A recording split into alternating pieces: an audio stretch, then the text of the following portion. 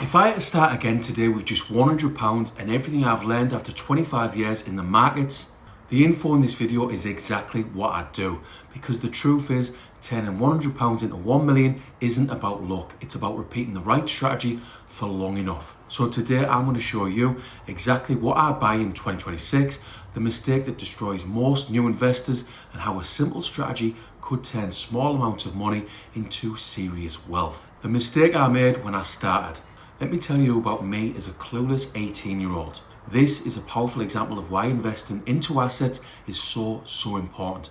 I invested £500 a month into a stocks and shares ISA around 24 years ago at the age of 18 for 6 months, but stopped and spent all of my money on a lad's holiday to Ibiza. Huge mistake. This was down to really a lack of financial education. Now let's say I was taught about things like compound interest at school and how money actually works. I know for a fact I would have invested from 18 to now, so that's a full 24 years. If I got average returns of 10%, that would mean I would be sat on £594,000, and looking at that huge amount, 450,000 of it is made up of interest earned. That is the power of consistent investing in index funds, the power of compound interest.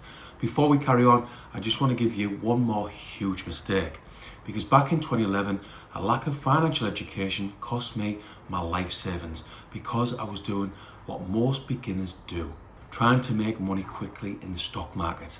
Take it from me, it's worth reading the books and learning about investing. Unfortunately, I can't go back to 2001, but I can take all my lessons and tell you exactly what I'd do if someone gave me just £100 to start investing in 2026. What I'd actually buy with £100. If I had £100 to invest today, I would keep it simple and put all of it into a single global index fund. Something like the Vanguard FTSE Global All Cap, the Vanguard Total World ETF, MSCI World Index, or the Vanguard fund that I've invested into for my 2 daughters since 2019. Why? Because with one investment, you instantly own thousands of companies worldwide. Companies like Apple, Microsoft, Amazon, Nvidia, Tesla, and many more. Instead of trying to guess which company will win, you invest in all of them. And this matters because most individual companies fail, but the global economy keeps growing over time. That's why index funds have become one of the most recommended strategies by long-term investors. Even Warren Buffett has said most people should just buy a low-cost index fund, because the goal isn't to beat the market, the goal is just to warn it.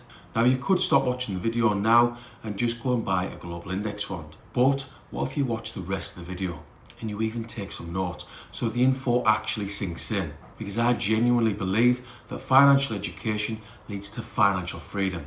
Why most people fail with small amounts. Now here's where most people go wrong. They think £100 isn't enough, so they try to turn it into 10,000 overnight. They chase meme stocks, penny stocks, crypto hype, day trading. But from my experience, this goes tits up for the vast majority who try and chase quick, easy money. Yes, you do get the odd lucky investor. Some of the lads I know have made fortunes with Ethereum and they're clueless. But long term, most lose money, because investing isn't about excitement, it's about discipline and patience. The people who build wealth are not the people who take the biggest risks. They are the people who stay consistent the longest. This, as always, isn't financial advice. I'm just trying to help you with my experience. The real strategy. The real power of investing isn't the first 100, it's what happens after that, because the strategy that actually builds wealth over time looks like this. Invest every single month, 100, 200, even £500, basically what you can afford, and keep doing it for years, not weeks, not months, decades. This removes emotion, it removes market timing, and it uses something powerful called dollar cost averaging, which means you invest whether the market is high or low, up or down. Over time, this smooths out your average price and keeps you investing consistently. In a recent video, I was talking about the first ever UK ISA millionaire and how he started with just £80. For me, anything is possible if you focus on financial education. The power of consistency. Let's look at what this can actually do. Imagine investing £100 per month into a global index fund. Assume roughly 10% average annual returns, which is around the historical global average. After 10 years, you end up with around £20,000. After 20 years, around £75,000. After 30 years, about £226,000. This is an important figure to me because it relates to my two daughters. To find out why, see below for a recent video. Anyway, this is where it gets a bit more interesting because most people don't stay at £100 per month forever. As income grows, so do investments. £300 a month, £500 a month, even £1,000 a month. And suddenly you start approaching seven figures. If you can afford £1,000 a month, this would end up being about £750,000 if you got average returns of 10%. Huge amount of money. The £1 million target. That's why the thumbnail of this video says target £1 million, because this number is not a fantasy. It's a mathematical outcome of consistent investing. Now I talk about this all the time because it relates to my dad, who is struggling to retire in his 60s. Now watching him struggle in his early 60s is painful to watch. He needs to work 6 or 7 days most weeks to build up his pension pot because he feels he hasn't got much saved for retirement. He hasn't got enough. Not only that, but he needs 2 new knees and he's got other health issues and he's finding work harder and harder. Looking back, my dad has had really good jobs and could have easily saved £500 per month over the last 30 years. Now let's make some assumptions. If he'd have invested that money, £500 every month into the SP 500 with an average return of 10%, he would have ended up with over £1.1 million.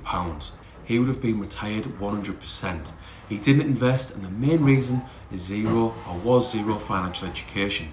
This hopefully drives home the importance of investing into assets. This might seem like a long time, but this is the reality of investing. And if you can invest more, you will reduce the time it takes to get to £1 million. Let's say you could afford £1,000 per month.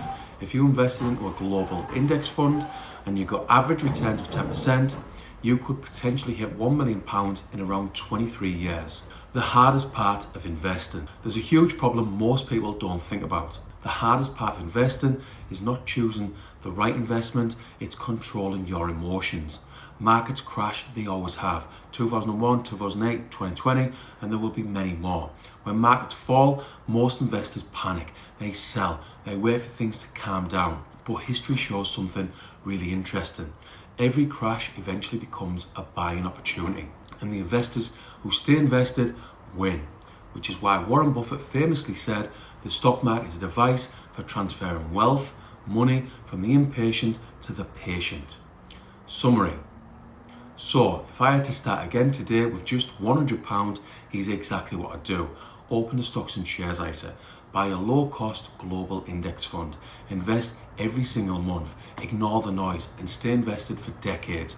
No hype, no complicated strategies, just consistent ownership of the global economy. This video has hopefully driven home the importance of investing. But how do you do it step by step? Well, all you've got to do is look below in the description and you'll find the link for a recent video which gives you a simple 5-step plan to start investing with confidence. And if you follow it, you could potentially retire early. Notice the word potential because I'm not promising anything with this channel, with this video. Just simple videos designed to help you with my experience so you can focus on financial education and long-term investing.